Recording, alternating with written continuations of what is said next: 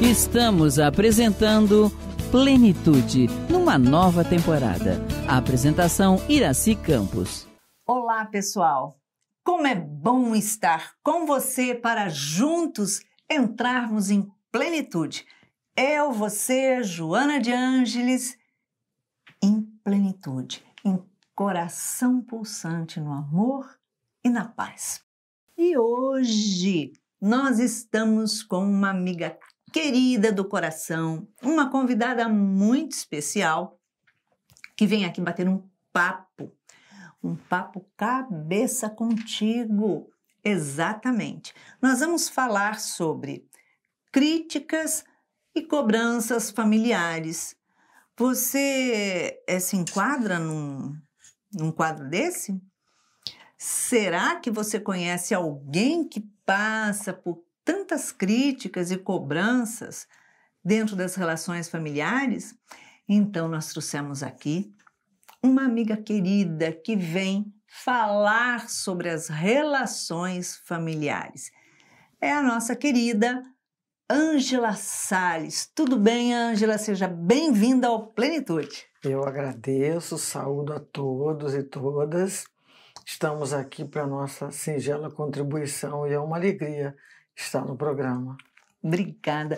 Você trabalha realmente com conflitos familiares, tem uma longa experiência em cima disso, e então vai poder direcionar um pouquinho esses conflitos que acho que todo mundo tem um pouco, não tem não? Todos. Nós não somos perfeitos.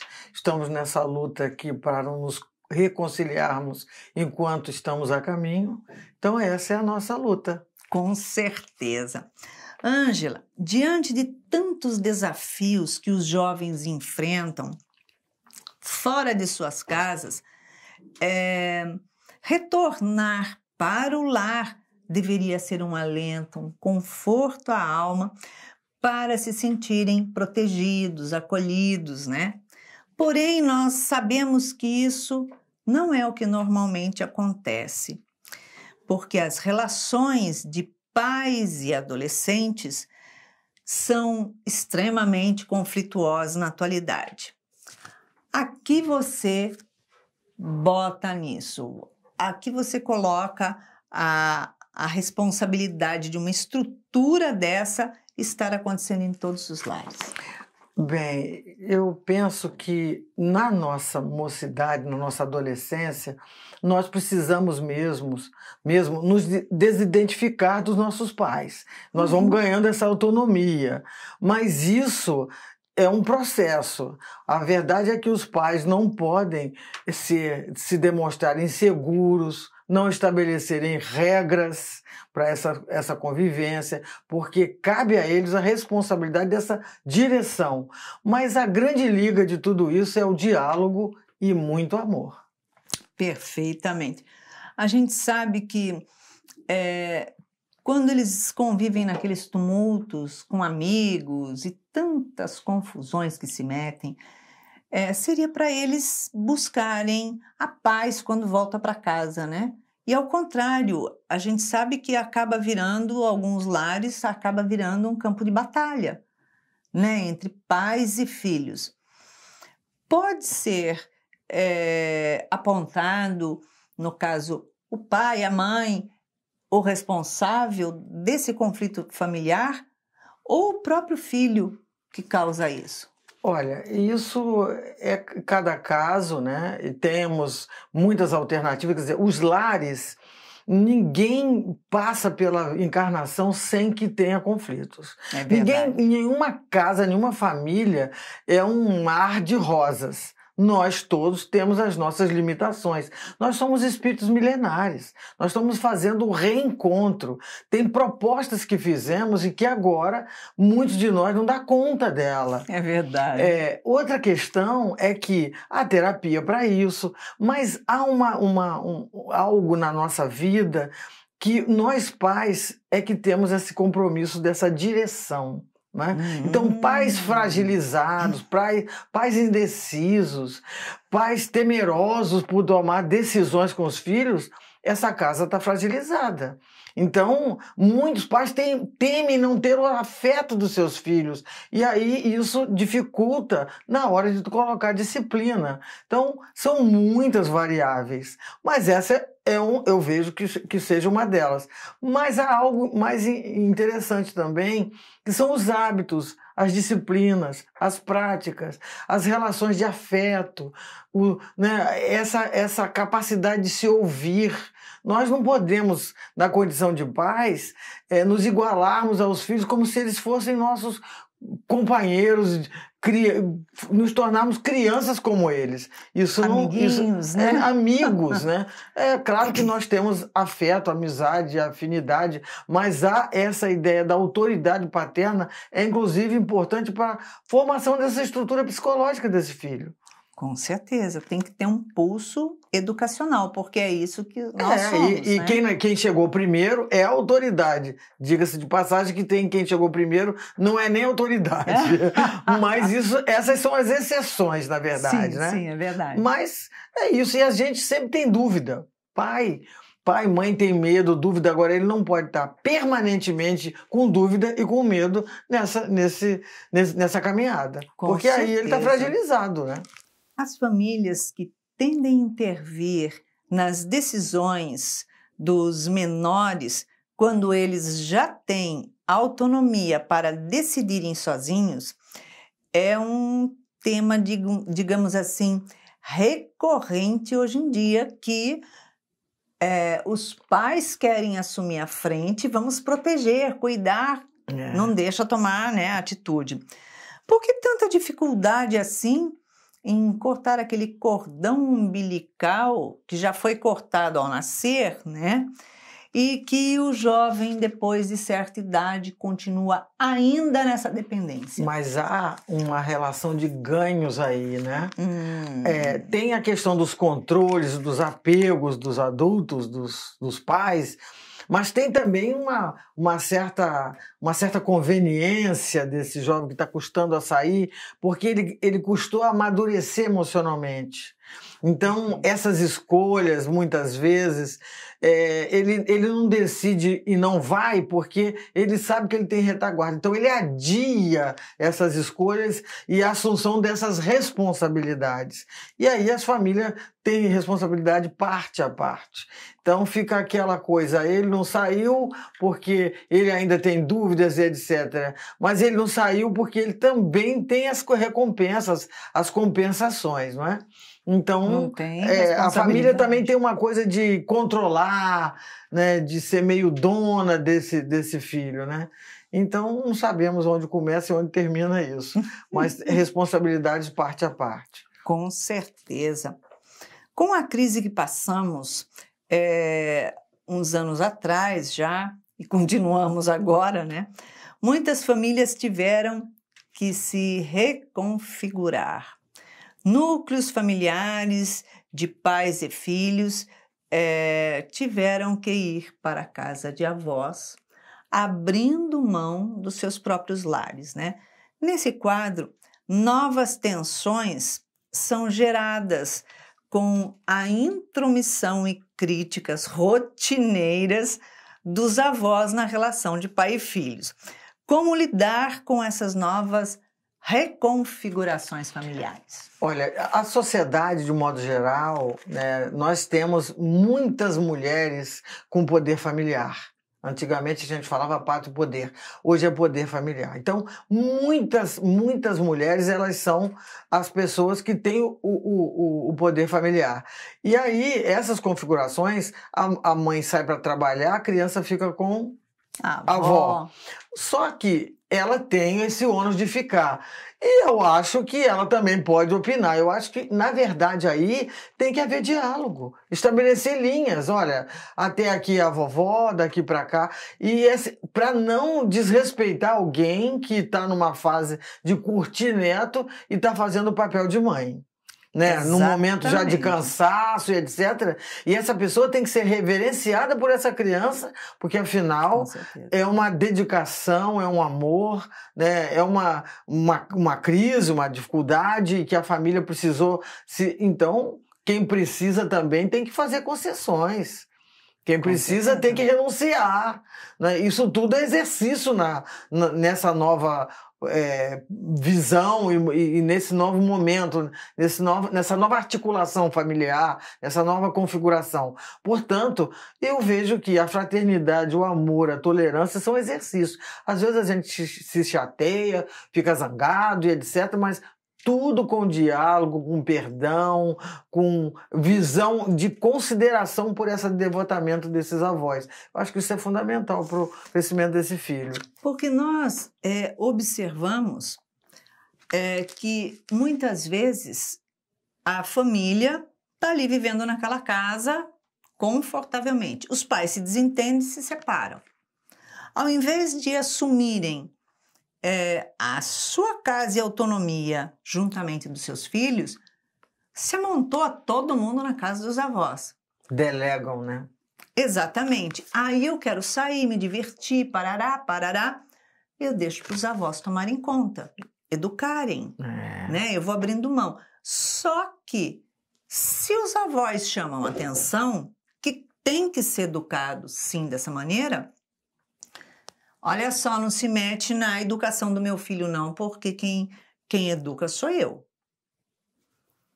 E acaba tendo inúmeros conflitos. É verdade. Seria correto dessa forma? Olha só, quem educa sou eu, mas na verdade eu não estou educando. Olha, e veja bem, essa criança vai ficar dividida.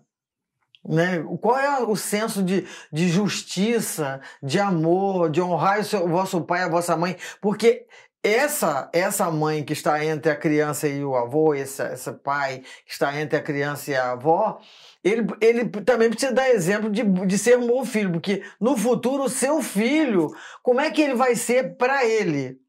Exato. Se nós não damos exemplos de amor aos nossos pais, o que é que os nossos filhos estão percebendo e vendo como exemplo? Porque essa história de falar é fácil, o exemplo é que arrasta. O exemplo é que faz com que nós possamos arrebatar o outro, né? É o nosso exemplo. Exato. Né? Então, quem ama, quem exala amor, não pode sentir outra coisa que não seja amor.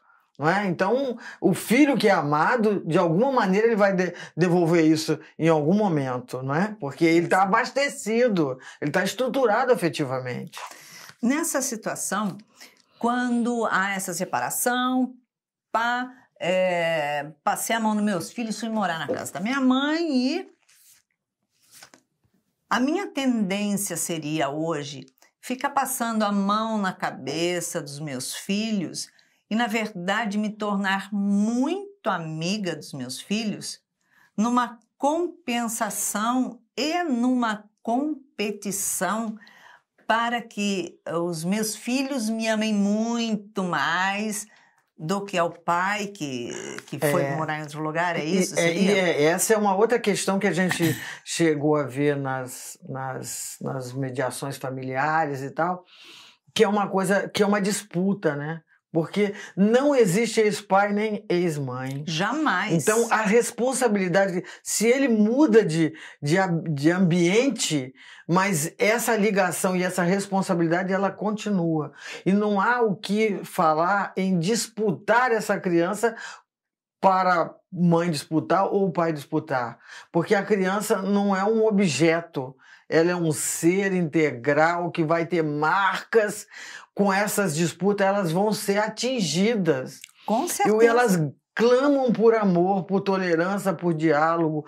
O que não deu para continuar o casal, mas o pai e a mãe continuam sendo pai e mãe dessa criança. A vida inteira. A vida inteira. Então, quem vai levar para a evangelização, quem vai buscar na escola, isso são questões muito pequenas para se tornar uma disputa, como a gente chegou a assistir várias vezes. Isso é muito pouco. Então, eu transfiro minhas frustrações de uma certa maneira, arruma uma desculpa para usar a criança para tratar de frustrações, de mágoa, de ressentimento, e eu estou prejudicando o meu filho ou minha filha, não é? Então, isso é algo muito sério que nós não podemos confundir nossas questões afetivas, nossas preferências, nossos gostos, e incluir essa criança nessa questão que não é dela essa questão, não é dela. O que ela precisa é de proteção, de orientação, de disciplina, de muito amor e de diálogo. Geralmente os pais, aquele que fica com o filho, ele costuma, aos poucos, né, tem lá suas revoltas, suas queixas, seja lá o que for, mas começar a desabafar com o filho, que já não tem 4 anos, está um pouquinho maior, tal. Enfim, contar a sua visão, né, a sua interpretação referente a situações de desgastes na relação para o filho. E, numa dessa, óbvio que vai implantando, né, dentro dessa cabecinha que a outra parte não é uma coisa boa, não é legal, não sei o quê. Quando esse filho vai para a mão do outro, passar final de semana, seja lá o que for, e ele utiliza a mesma arma, né, para conquistar, enche de presente, não sei o quê, isso não desenvolve na criança conflitos muito maiores no decorrer da vida, de um olhar que casamento é uma porcaria e não dá certo, e um certo ar de esquivar-se. Eu vejo que é muito mais comprometedor. Tem gente construindo isso, que a criança vai entender que afeto a gente compra, por exemplo. Então, Exato. Afeto a gente compra, e não há essa possibilidade de se comprar afeto. Outra questão é que quando a gente não dá conta, a gente deve procurar terapia. A criança não é um terapeuta para te ouvir. Com certeza. A mãe ou o pai precisam de terapia, precisam de mediadores para esses diálogos. Então, os familiares, avós, as pessoas que têm esses compromissos, chamar esses ex-casal e dizer, olha, dialoguem melhor, vocês podem ser amigos, vocês podem se respeitar, e o seu filho é muito importante, o seu filho te ama, então há de haver alguém nesse meio para que possa ser o intermediário, o mediador, para chamar esse ex-par à razão, né? E suscitar neles todo o amor, todo o afeto, tudo de bom, o que a criança sente por eles, porque isso também gera uma certa insegurança. Então, reafirmar esses valores. Seu pai te ama, sua mãe te ama. Isso é muito importante na nossa estrutura para que a gente se torne um adulto que a saiba amar, possa amar indistintamente. Com certeza. Seria lógico o pai e a mãe, de repente, abrirem mão dessa separação, dos seus conflitos, em favor do filho. Não, vamos continuar vivendo juntos só por causa do filho.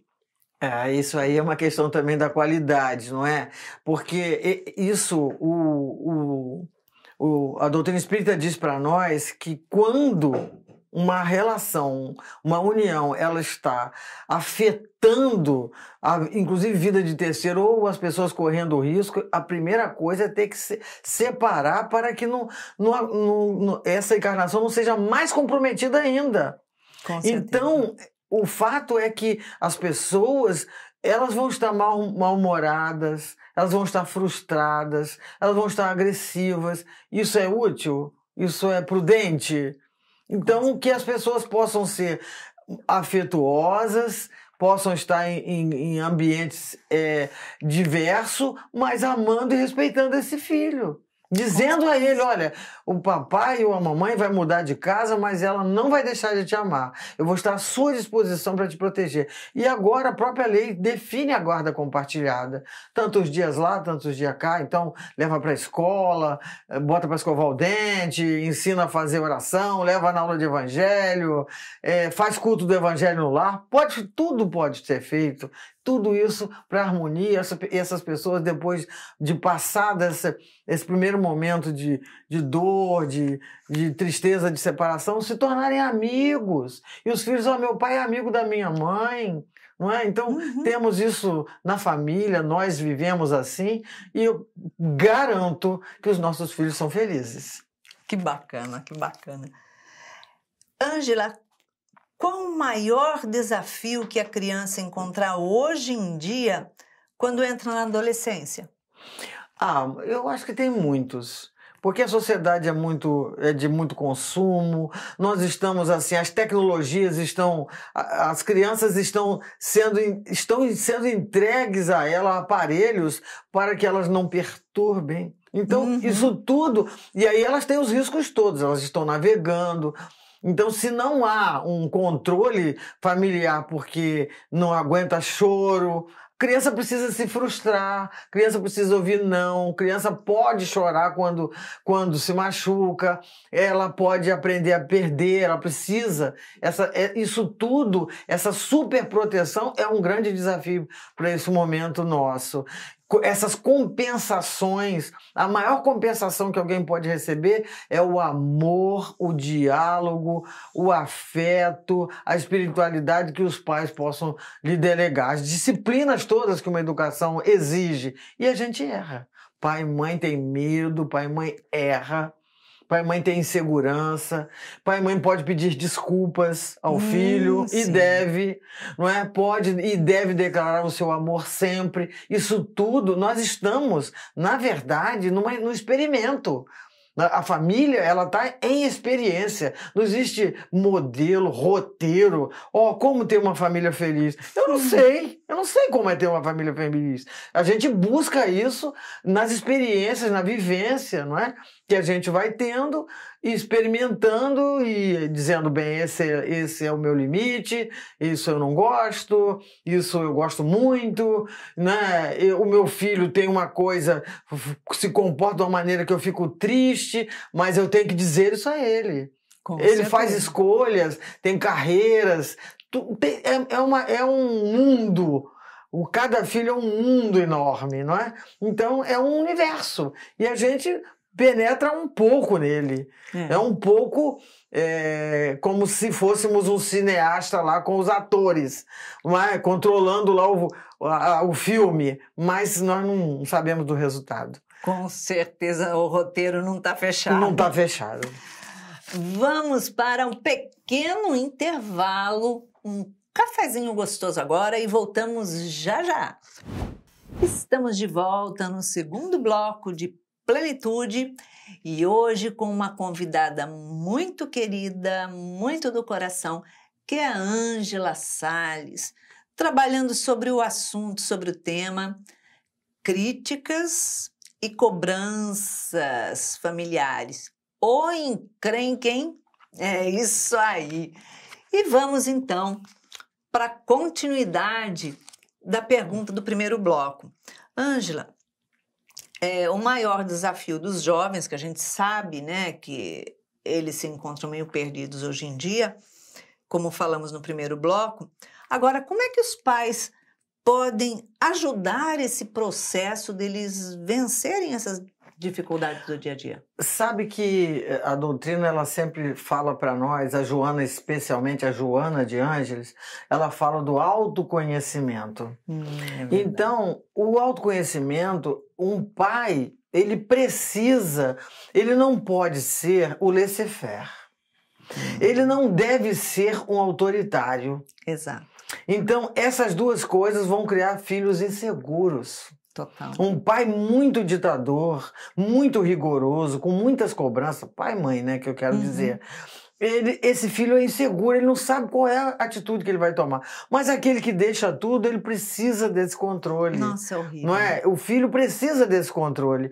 Então, esse momento, todas as vezes, todas as gerações dizem essas coisas. Ah, os tempos de hoje, os meus pais diziam isso para mim. Não Os é? tempos Então, de hoje, eu a gente disse, fica imaginando. eu diria isso para as minhas filhas e provavelmente direi para os netos, se Deus quiser. Mas o fato é que nós estamos em gerações diferentes. Sim. Isso já conflita. Isso já faz parte. Mas a nossa sociedade, o mundo de transição que a gente está vivendo, ele está um pouco mais sobrecarregado. Então, essa ideia do egoísmo, né, tudo para mim, tudo meu, né, essa coisa de se autocentrar, o meu filho é o melhor do mundo, não é? E essas coisas, elas são muito perigosas. Total. A gente cria tiranos. Na verdade, é isso mesmo. Os nossos filhos, eles precisam ser estimulados. Então, se ele tira uma boa nota, parabéns, você é um bom aluno. Mas todo dia eu dizer isso, quando a minha mais velha tinha problemas na matemática e a mais nova tinha muitas facilidades. Então, ela chegava com a nota 10. Na hora da nossa refeição, ela puxava a nota 10 e passava assim para a outra ver. A outra caía em prantos, porque ela nunca tirou 10 em matemática. Então, eu dizia, se você fizer isso outra vez, eu vou te botar de castigo. E ela disse, ué, mas a pessoa não pode ser boa? Eu falei, pode, mas não pode ser exibida, não pode ser prepotente e não pode se sentir superior aos outros. Tem algo em você que não é tão bom e o que a sua irmã tem é muito melhor. Então, cada um tem o seu potencial. Então, essas coisas, elas são muito fundamentais. Esse olhar, esse distanciamento que a gente precisa fazer, não é? Ah, mas não é minha obrigação tirar nota boa? Eu falei, e quando a gente não consegue? Mesmo tendo estudado muito, a gente precisa acalentar esse que não conseguiu. Com certeza. Fazer essas comparações também é outro perigo. A gente não tem que ser bom em tudo. Evidente, não é? Aliás, a gente nem é bom em tudo. Nem é bom em tudo, isso não existe, né? Pois é, então, essas questões, esse momento de consumo, um mundo de aparências, um mundo que no Facebook todo mundo é bonito, não é? Todo mundo é feliz.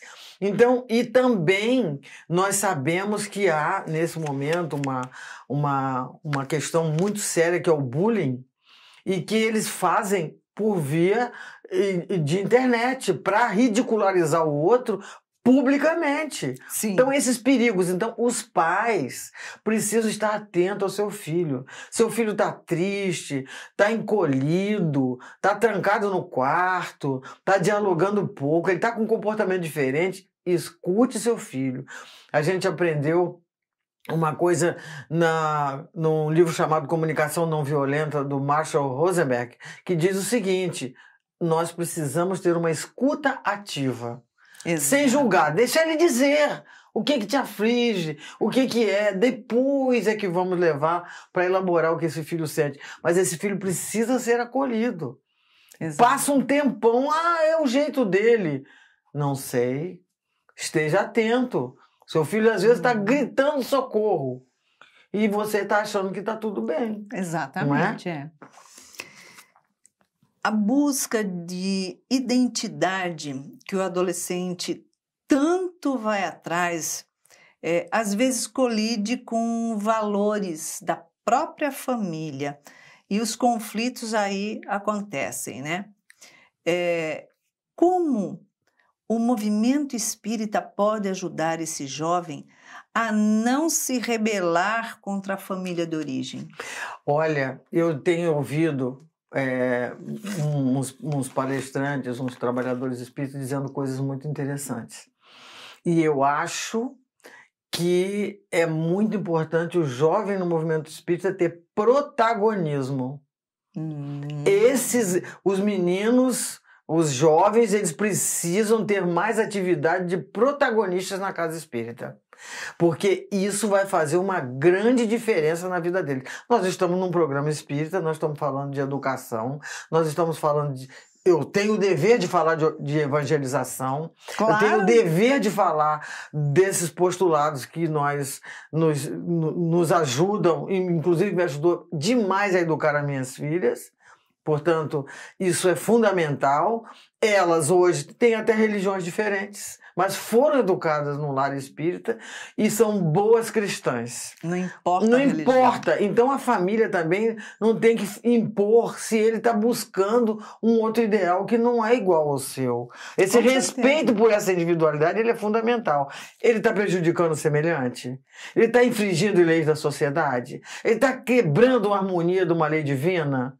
Aí é nossa responsabilidade. Do contrário, ele está buscando, ele está procurando a sua identidade, faz parte desse ser milenar, dessa história, dessa individualidade. Eu sei que é difícil, eu já passei por isso. É difícil a gente entender, dizer isso, mas depois que passa, a gente, ufa, dizendo, Que bom, graças né? a Deus, elas fizeram a escolha, procuraram a sua identidade e encontraram. E isso que Não tem que bate ser. muitas vezes com aquilo que você quer, que você sonhou, você deseja que seu filho seja médico, ou você deseja que, você acha que ser um artista de hip hop, por exemplo, que isso tem um preconceito enorme. Vamos ver os conteúdos, que tipo de música ele O que fala, é que ele tá qual é a levando de letra, mensagem? o que é que ele está levando de mensagem. Eu estou falando de um extremo ao outro, né? Sim. Porque são gostos, gosto pela pintura, às vezes ele está com um potencial criativo enorme, mas se a gente vai tolher ao primeiro passo, esse artista está frustrado. E a arte é uma sensibilidade. Lidar com arte é tratar de um outro lado do espírito, de uma essência. É algo que você transita com a divindade. Com certeza. Então, essa compreensão desse pragmatismo de que determinadas carreiras, determinadas escolhas que dão dinheiro, etc., seu filho é feliz? O que adianta o dinheiro no bolso se ele vive no vazio existencial? É preferível ele viver com um saláriozinho justinho, mas ter paz, deitar no travesseiro e descansar, ser feliz no que ele faz e faz com vontade, com prazer, se realizando, né? Eu concordo. E na realidade, o que existe é uma cobrança muito grande, porque o meu filho tem que ser o melhor engenheiro, o melhor arquiteto, o melhor médico, o melhor terapeuta, o melhor. Mas o melhor E- para quem? Nós queremos prestar uma conta para a sociedade. Para a realização dos pais, na verdade. Porque né? a maior conta que a gente precisa prestar é a nossa missão de educadores e encaminhadores de espíritos que estão temporariamente sob nossa responsabilidade. Exatamente. Eu eduquei meus filhos, não como uma autobiografia, não gosto de ficar contando, falando, mas eu sempre tive esse discernimento.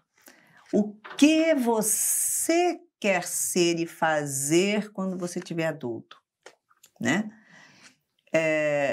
Mas eu nunca falei, por que você não pensa em ser isso, aquilo ou aquele outro? Jamais. E cada um fez a sua escolha. O que eu nunca permiti é que cada filho que abriu uma porta na sua vida fosse abrir uma outra segunda porta sem concluir, fechar essa. Entendo. Primeiro você vai, você faz, fez a escolha, se forma, depois você faz outra coisa que você quer. Experienciou. E bota, tem que ter responsabilidade, né? Concluir as coisas, né? É muito importante, porque senão a pessoa aprende a largar tudo pela metade e não se realiza nunca. Depois cobra e ainda fala que foram os pais que colocaram naquela situação. Porque isso é outra questão, né? Porque todos nós temos responsabilidades. E aí, quando a gente transfere tudo para a mãe, transfere tudo para o pai, alguma coisa tem, porque... E a nossa parte? Você agora é adulto. Não é nem então, bobo, nem nada. E você agora é adulto, tá bom. Na sua infância, na sua mocidade, teve essas interferências todas. Mas agora você é autônomo, livre. Exatamente. O que você está fazendo com isso? Com toda a experiência que você teve, né? Ou ter sido podado, ou ter sido incentivado, seja lá o que for, o que é que você faz com isso? Né? Volta a olhar para si. Se os pais, no julgo deles, erraram, eles que sejam melhores do que os pais lhe ofereceram. E tem também as outras alternativas, porque as terapias estão aí para ajudar. Nossa, hoje tem muitas terapias. Então, um bom consultório de um psicólogo ajuda muito a gente, porque lá é um foro competente para a gente falar daquilo que a gente quer sem ser julgado e elaborar, porque nós vamos ouvir o que a gente está dizendo, não é só nós. Tem as devoluções do profissional, e aí a gente se escuta, né? Porque muitas vezes a gente não se escuta, e tudo é tempo de reconciliação. Eu sempre acho que nós aqui na Terra precisamos sempre estar lutando para se reconciliar com aqueles que estão à nossa volta. Exatamente. Tem sempre tempo. Eu tenho um pai com 98 anos, Olha, a mãe com 85, eles são lúcidos. E nós estamos todos nos processos de reconciliação. O tempo inteiro, E está sendo ótimo para nós. A espiritualidade permitiu isso para todos nós. Uma bênção você poder conviver com seus pais até uma idade avançada dessa, porque muitas vezes a pessoa diz assim: ai, meu pai, minha mãe, seja o que for, tá dando muito trabalho, porque tem Alzheimer, tem isso, tem aquilo. Que bênção que você está podendo conviver. O pior, quando abandona o barco, e aí você fala assim: nossa, foi embora, e agora, né? Ah, que saudade. E esses também são, já que a gente fala sempre dos filhos, os nossos filhos estão nos vendo. Nós somos esses espelhos, como dizia João Nogueira. Exatamente. O meu do maior é o espelho se quebrar, porque é a música que ele fez para o pai, né? Mas, na verdade, nós somos espelho. E aí eles estão refletindo alguém aí. Todos nós Então, sempre. olha que responsabilidade a nossa. Exatamente. Mas sempre com essa ideia de que isso não é um peso, não é um fardo. Às vezes a gente fica meio exausto. E é lícito. Nós somos humanos. E a gente precisa verbalizar isso. Tô chateado, tô cansado, agora não quero, hoje não. Essas coisas fazem parte da nossa vida. Agora, reclamar do filho o tempo todo, essa criança deve pensar o quê? Eu sou um intruso. Com sou um certeza. intruso. E aí isso é uma responsabilidade enorme. Está desenvolvendo ali várias tendências difíceis, né? Ângela, qual o maior desafio na evangelização infantil? Que quando as crianças crescem, muitas delas perdem o interesse e se afastam completamente da doutrina espírita. Pois é, eu acho que a doutrina precisa ser cada vez mais atraente para as crianças. As literaturas, precisamos de artistas, de gente que escreva, que trate de histórias, que sejam do cotidiano e da realidade dessas crianças. Esses conteúdos são muito importantes. Exato. Eu acho que é preciso fazer esse tipo de renovação. A aula, o encontro tem que ser um ambiente de muita alegria, de tranquilidade, é um ambiente prazeroso, porque a criança precisa, essa ludicidade, ela precisa disso. Com certeza. Então, se nós somos muito sisudos, muito cheios de regras, elas enjoam disso. Porque isso faz uma sociedade altamente sedutora, oferecendo um mundo todo colorido, todo dinâmico. Vazio. E se a gente está parado, nós vamos perder para eles. Com certeza. Nós perdemos para ele. Então, quem são os grandes trabalhadores, os evangelizadores, os teatros, a arte? A arte, ela é fundamental, ela é libertadora. A arte é uma grande indústria. A arte precisa muito ser respeitada, os momentos que a gente vive, inclusive. Mas a arte é muito fundamental dentro da casa espírita. Porque é com qualidade. Arte com qualidade. Teatro com cenário, com figurino, com tudo que tem direito para isso ser realmente um atrativo. E ele pode sair dali e se tornar um profissional depois até. Com certeza. Então, levar isso de uma outra maneira, não é? Quantas pessoas que frequentam as igrejas, elas depois se tornam cantores na vida, se tornam artistas iniciados lá. Nós precisamos entregar para a sociedade espíritas artistas, não é? Exatamente. Então, nós temos essa eu penso que isso seria um grande atrativo, né? Que a educação, essa coisa de bancária, né? Que você deposita neles esses conceitos, isso já está mais do que ultrapassado. Nós não vamos depositar mais nada em ninguém. São vivências, são rodas de conversa, são círculos, são dinâmica de grupo, são peças, com os conteúdos que a gente quer trabalhar, muito ativo, e né? tudo isso relacionado com a nossa vida em sociedade. Tudo relacionado com a nossa vida em sociedade. Para isso ter coerência, né? Para ser uma coisa que exatamente podemos praticar. Viáveis para serem praticadas. Me desculpe, mas eu acho que é assim, eu penso assim. Não, com certeza. Porque não adianta a gente ficar parado, preso no século passado e dizendo assim, essa é a pureza doutrinária. Peraí, que pureza é essa? Se até agora o único homem puro, ele retornou há mais de 2000 anos. Então, para lá, não tem pureza nenhuma. O que nós temos que fazer é ter discernimento e aplicar todo esse aprendizado que tivemos dentro da atualidade e atualizar na conversa, no linguajar, todo esse conteúdo. Não é para mudar o conteúdo. É evidente. Nós seguimos os preceitos, a moral é uma os princípios, só. Nós seguimos os princípios da codificação. Isso é ponto pacífico. Mas a metodologia, eu quero dizer, a pedagogia... Sim, tem tudo moderniza. Olha, nós temos hoje, como temos hospitais espíritas, nós temos faculdade espírita, nós temos escolas espíritas, então sabemos que tem muita gente estudando e fazendo coisas. Mas outro dia eu estava pensando, o André Trigueiro, inclusive, ele colocou isso dessa maneira, que esse protagonismo do jovem, ele precisa vir em meio aos adultos. Outro dia eu ouvia e ele dizia isso. Trazer imagina... Dá espaço, né? Exatamente, para eles falarem, um estudo montado por jovens, para os adultos. Sim, porque a gente aprende com eles, na verdade...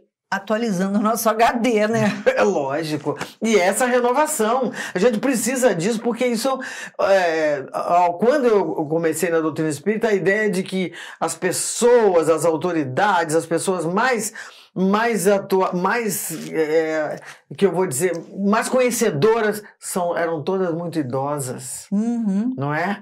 Então, nós precisamos rejuvenescer a Casa Espírita também nesse sentido, de que eles precisam assumir esse protagonismo sem se preocupar que o fulano ele está agora é um pregador, ele vai fazendo esse movimento, que eles se preocupam muito com o julgamento das pessoas, isso faz muito, é muito da parte deles.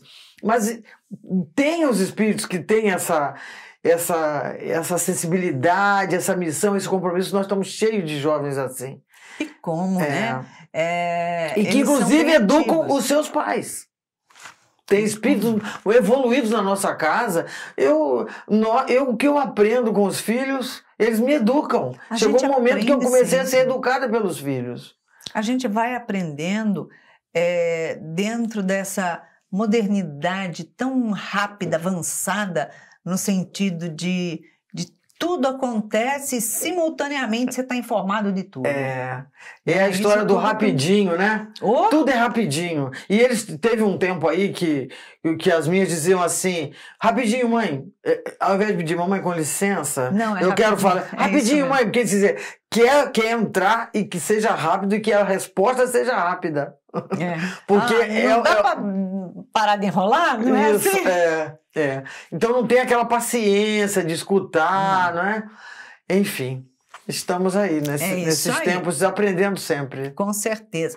Ângela, a insegurança, o medo, de acordo com a doutora Anísia da Silveira, na sua obra Reconstruindo Emoções, são razões pela qual levam o sujeito a buscar o controle sobre o outro, mesmo que inconscientemente. Como lidar com uma pessoa autoritária e controladora que mora na sua casa. Isso nós todos tivemos, né? Sim, que não porque somos fomos nós, da né? nossa geração, e eu também me movimentei dessa maneira há muito tempo. Mas a inteligência do filho também ajuda muito, né? Então, as perguntas. Porque alguém que diz, pronto, tá acabado, tem uma ideia, chegou e mandou a sua lei de autoritário, e aí demonstrando uma tremenda de uma insegurança, né? Porque o autoritário, ele é um inseguro. Ele tá com medo de perder, então ele vai ganhar no grito. Ele impõe. É falta de capacidade de E aí diálogo. o que a gente aprendeu com isso, agora com um pouco mais de experiência, que umas perguntas. Tem umas perguntas que a gente faz que a gente vai desmontando esse autoritário. Né? Vai perguntando o que ele está sentindo, porque tem que apelar para o que ele sente, não é o que ele está pensando. Porque o autoritário ele nem é muito racional, ele é mais emocional mesmo. Então o que ele está sentindo? Por que você está me impedindo de fazer tal coisa? É porque você tem medo que eu faça isso e aquilo? Vamos fazendo perguntas. E isso vai quebrando, porque eu aprendi a fazer os diálogos em casa fazendo perguntas. Demorei muito, mas quando eu aprendi, você pergunta algo que você está afirmando. Então você faz a pergunta. Então, você acha que fazendo tal coisa dessa maneira você vai ter esse resultado? Exatamente. Então, você acha que se você for pro luau agora, você tem 14 anos, você acha que se você for e aí acontecer lá um incidente, você acha que você tem condições de resolver as coisas que vão acontecer? Você tem autonomia para decidir? Você acha, por exemplo, que se todos forem presos, e aí você tem condições de ir lá na delegacia, sair, se argumentar, arrumar um advogado e resolver? Sozinho? Então se transferia a responsabilidade também para repensar, porque você não vai fazer tal coisa por isso, por aquilo, porque eu não quero que faça. Não há esse argumento mais, não há essa possibilidade. Então temos que argumentar. Então a gente argumenta pelo bem-estar dele. Não é com moralismo. Moral não entra nessa hora porque ela tem um fundo, mas ela não pode ser estar de frente, porque moralismo, eles não se convencem pelo moralismo. Você tem que falar em bem-estar, você tem que falar em segurança, você tem que falar nos perigos que podem acontecer, na responsabilidade que ele tem, qual é a capacidade dele para resolver tamanha situação. Ele tem que estar, ele como protagonista, como é que ele vai resolver? E assumir todas as responsabilidades pelas próprias atitudes, que é um ponto de amadurecimento muito grande. Muito grande, né? Porque quando nós proibimos, ou quando punir, os filhos precisam ser punidos. Então, eu nunca, por exemplo, bati em filho. Eu nunca apanhei também. Mas eu punha de castigo. Sim. E olha, os castigos funcionaram muito bem, porque eu dizia, você vai estar de castigo por isso, e é isso, não tem negociação. É isso aí. Então, educar com amor sempre, mas educar, certo? Isso aí, certo. Nunca se omitir. Uma frase para os nossos espectadores. Bem, eu desejo que os lares tenham muito diálogo, tenham culto do evangelho no lar e tenham muito amor. E aí nós vamos melhorar essa sociedade. Com certeza.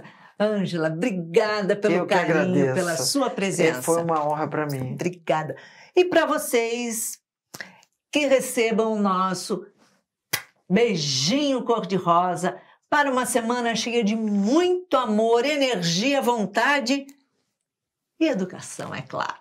Fiquem com Deus, todos nós.